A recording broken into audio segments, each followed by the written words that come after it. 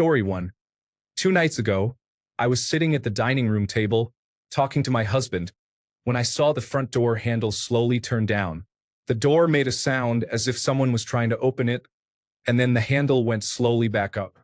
I tried to come up with 100 explanations and even asked my downstairs neighbor if anything showed up on her security camera. Nothing did. My leg hairs stood on end that night. Story 2. A car without a driver passed me on a deserted road outside Bakersfield. I still think about it 25 years later. Story 3. A three-way intersection, resembling a T shape with the bottom part coming in at an angle, where I was stopped at the light. My light turns green. I am at the top of the T, but there's a car slowly rolling into the intersection from the bottom. The car moves slowly through and gently bumps into the traffic light pole at the top.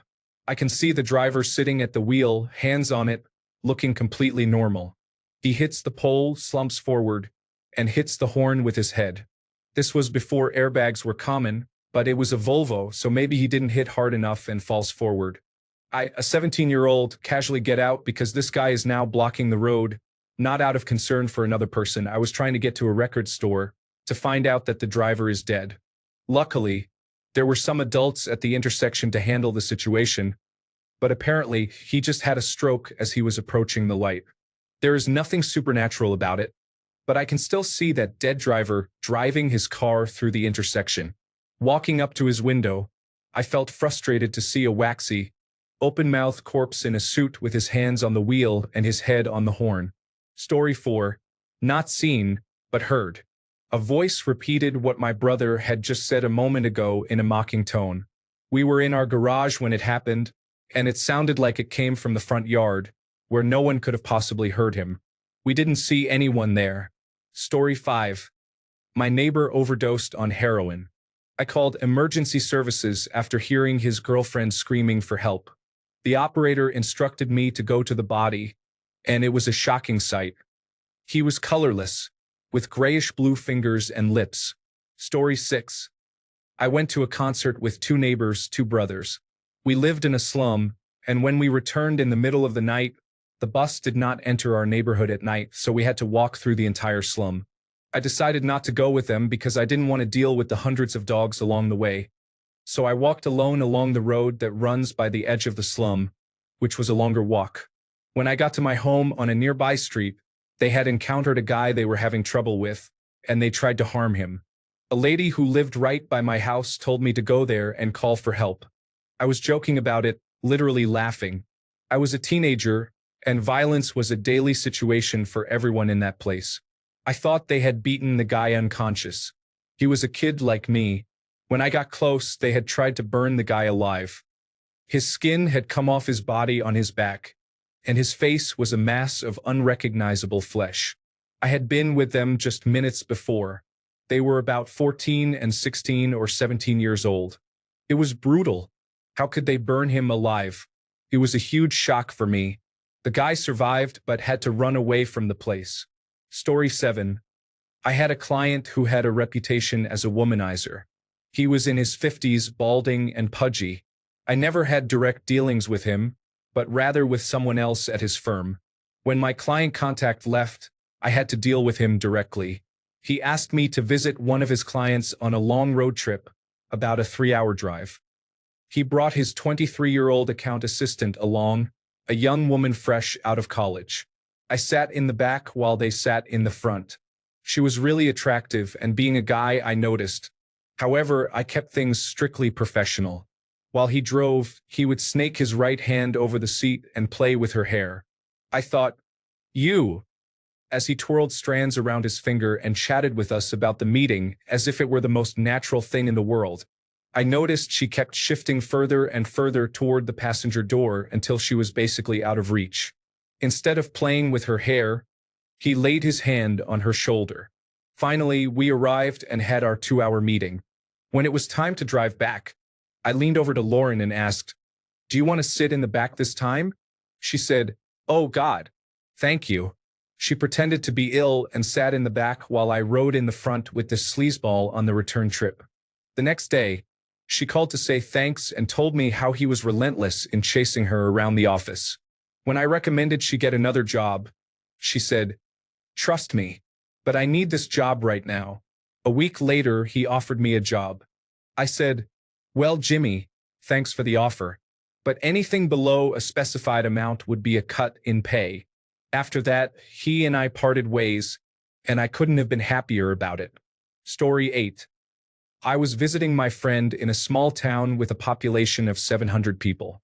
It was quiet at 3 a.m. as we walked through the park in the middle of nowhere.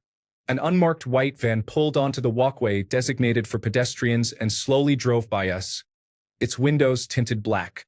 It suddenly slammed on its brakes and made a U-turn on the grass. My friend and I panicked and sprinted back to my friend's house as fast as we could, and the van followed us all the way. I had never run into a house so quickly in my entire life. I have no explanation for what that was, but it felt like we were being surveyed and followed. Story 9. I witnessed the sheriff of a small county use illegal substances and then took a young woman to his home. Story 10. I traveled every week in professional sales.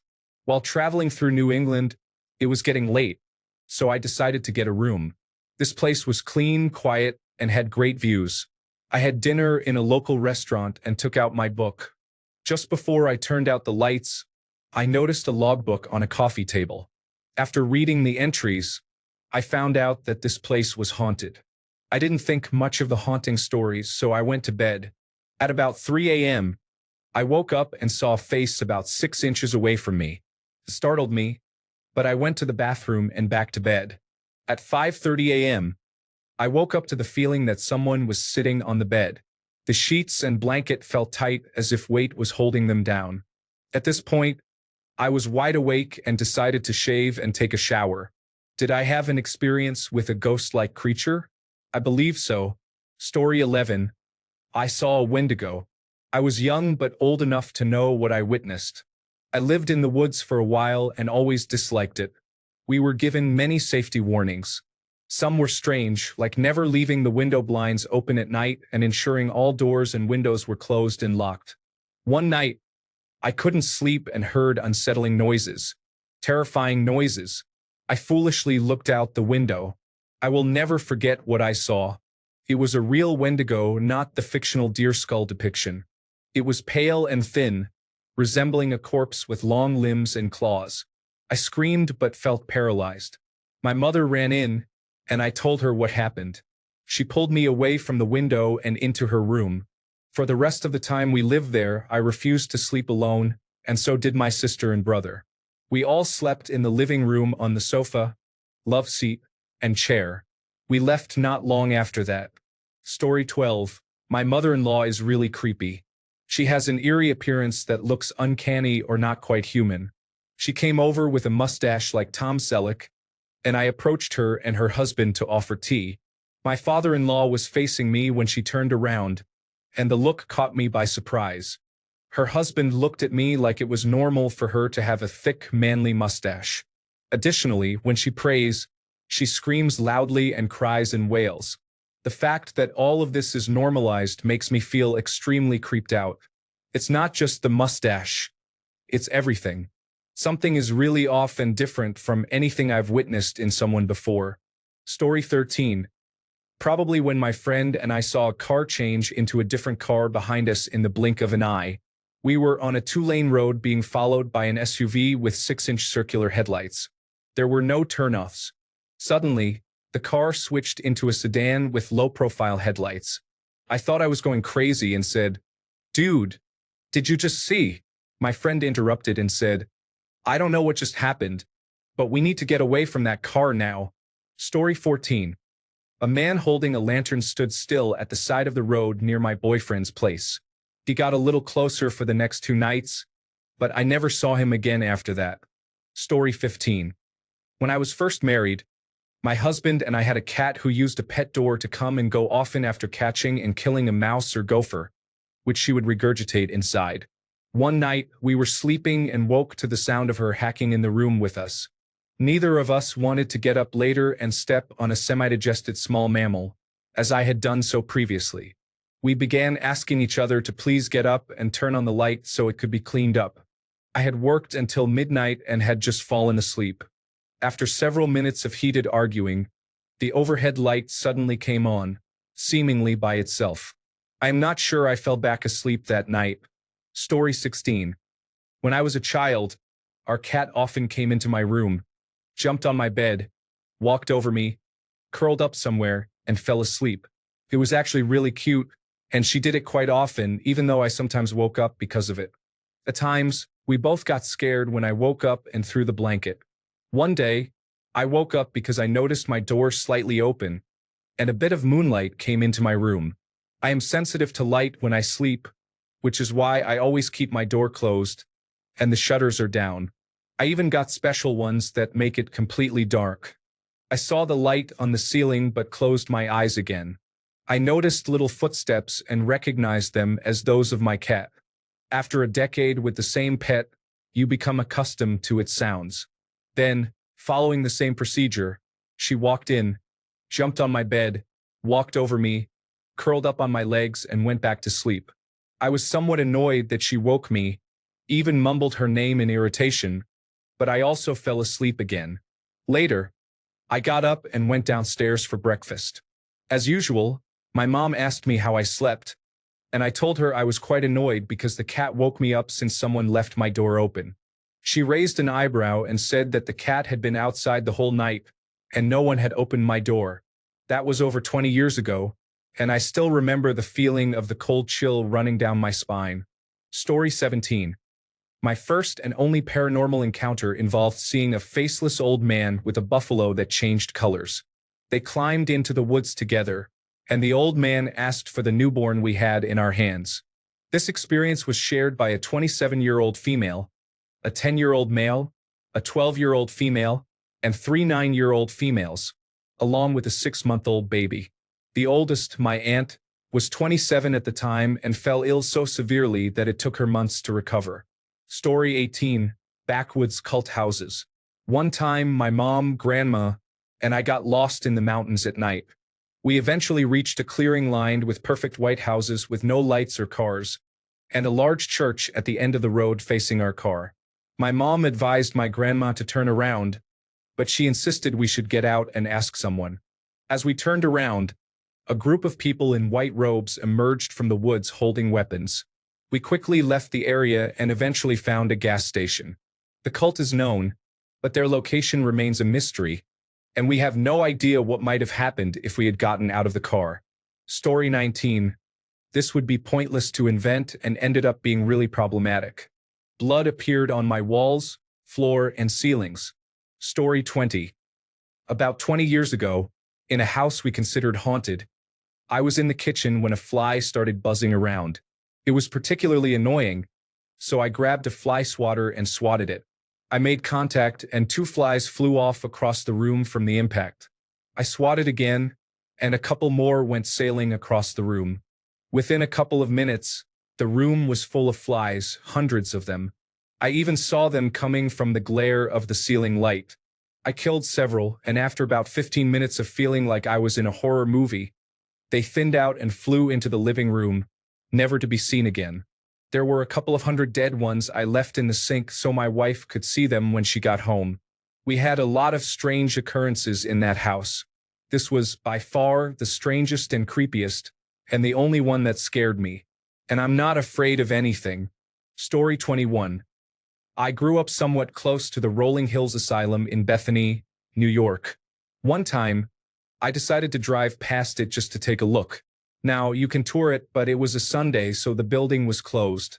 Not only did the building creep me out, but I physically felt the energy around that place shift and became very dark and heavy for about half a mile before and after driving past it.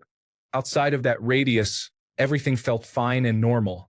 That's one of 2 times in my nearly 3 decades on this earth that I've felt an energy shift around a building. Story 22. I felt unsafe when a sociopath became frustrated with me, his eyes darkening as he pretended to cry.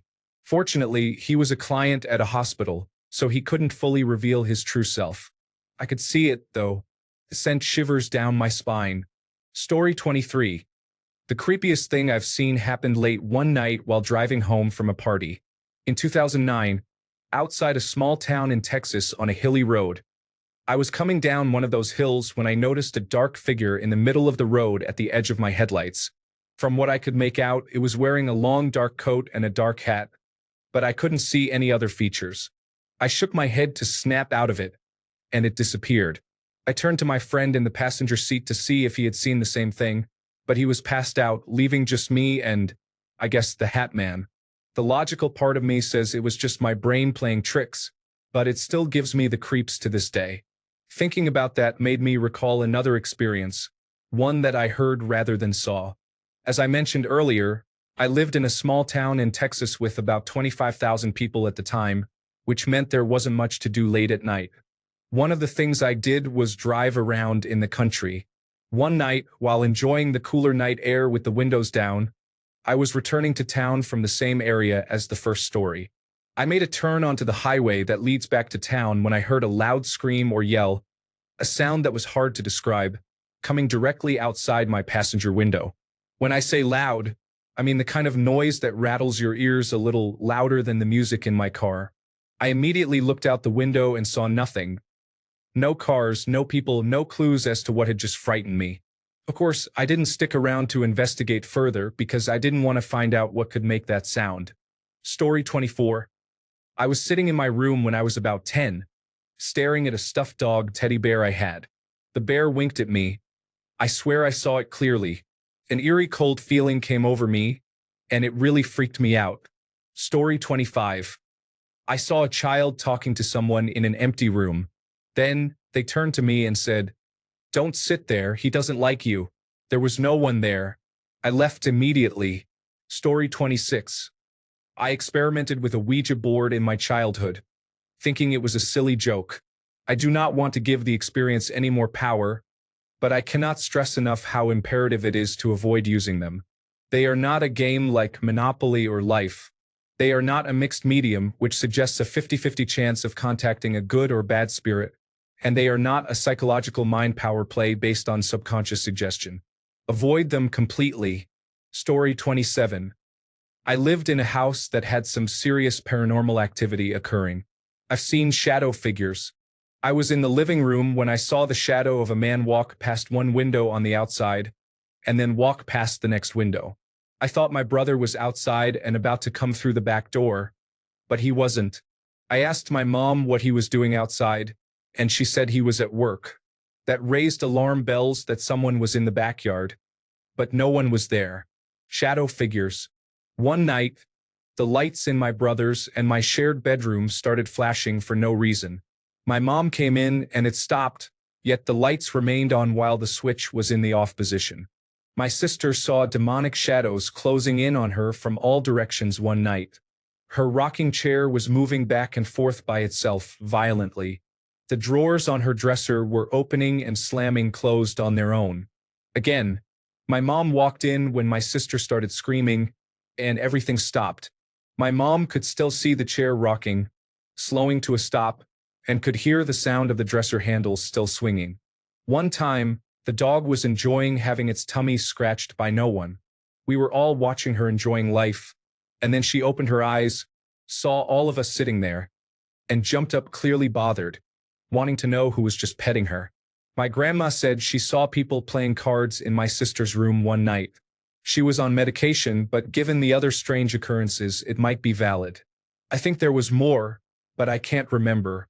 Story 28. A few things come to mind. One of them wasn't seen, but this was about 18 years ago. My girlfriend and I were lying in bed at her house, and normally she kept the door shut and the cats out to prevent them from climbing on the bed and licking our faces.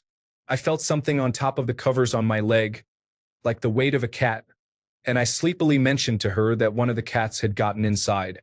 She replied that she was sure they weren't in there. Then she felt the covers pull, as if something had run under the bed. We turned on the lights, and sure enough, there were no cats in the room, but she had a scratch on her hand and was bleeding. Story 29. About a decade ago, I was convinced I saw the brother of a friend who had committed suicide a year earlier while I was walking back to my car one night. The street was crowded as it was outside a movie premiere, and it was raining heavily. I stopped while my wife kept walking and stared at him for what felt like an eternity from a relatively short distance. People became irritated that I was taking up valuable space. I even worked up the courage to tell my friend, and he told me he had been dreaming about his brother and having conversations with him in his sleep. Story 30. Driving on the interstate late at night, the road was quite foggy, which reduced visibility. In the distance, I saw a light moving back and forth through the fog in the middle of the road, becoming more pronounced as I approached. When I got closer, I realized that it was a man waving his phone flashlight to alert oncoming traffic. Just past him, 2 cars had just crashed, and there were bodies scattered across the road. There were no first responders present, only chaos and the man flashing his light. Story 31. My brother was playing with his dog in our backyard one night. Our house was adjacent to some trees on a large piece of property where an elderly couple lived. My brother accidentally threw the toy too high, and it got stuck in a tree. Something then returned it to him. I still have no idea how that happened. Story 32. A headless horse made of white mist walked through the grass, triggering the motion sensor floodlight. Story 33. I have a vague memory of finding a dead body on a family member's property. It was a large wooded area with the nearest neighbor miles away. I was so young, but I remember being with a group of cousins. We were walking the property, feeling bored, and we found something covered in bushes not far from the house, within view. Suddenly, the older cousins told the group we were heading back to the house. I didn't see it, but I saw the bushes they had looked in and remember it being large enough to definitely hide something. The police came and the cousins told us they took the body. Story 34. During our road trip to Disney World last summer, my husband, best friend, and I were driving through the middle of nowhere in South Carolina during a terrible thunderstorm. We saw a faded religious sign discussing the punishments in hell awaiting sinners. As we got closer, we noticed a group of 5 to 6 people holding blood-stained crosses beneath the sign, drenched in the rain. We still have no idea what that was about. Story 35. In early elementary school, we were playing in the back of the field near the fence. There was a house that backed up to the fence, with a window thrown open and a man growling at us while wearing a hairy and scary mask. I'm 51 years old, and my friend and I still think of that 45 years later. Whoever lived in that house was there for many years. The same old cars were in the driveway when I drove by in my early 20s. I wonder how many kids he scarred for life. Story 36. I conducted a North Atlantic search and rescue mission back in the 1980s. We responded to a boat in distress, but when we arrived, all we found was debris and bodies. As we were pulling bodies out of the water, I came across a little girl, estimated to be around 5 to 9 years old, barely alive. She looked at me, and when I reached down to grab her arm below the elbow, her skin devolved. I got her up, and she held on to me as tightly as possible.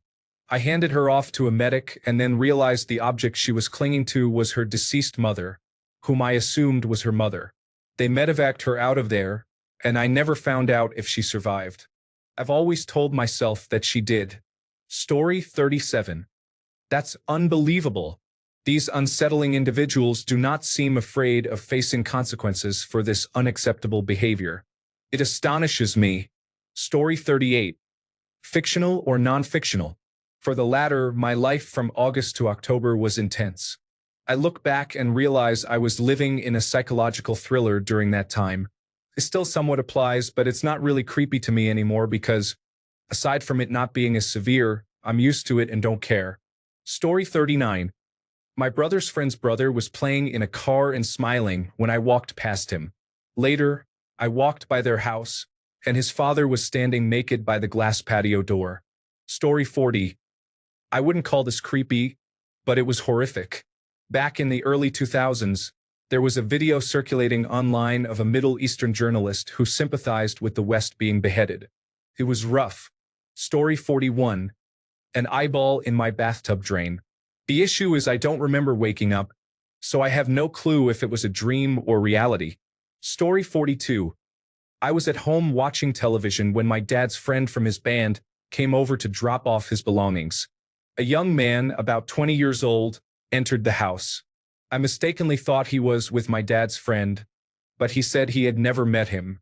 He was very tall and large, with a buzz cut and a plaid shirt. He walked around the living room and then left. It wasn't overly creepy, but it scared me. Story 43. I have found severed animal heads a few times in the woods, but I think it is just the foxes or maybe raccoons finding a carcass. Thanks a bunch for sticking around till the end of the video. Remember to subscribe, and until next time, stay awesome and goodbye.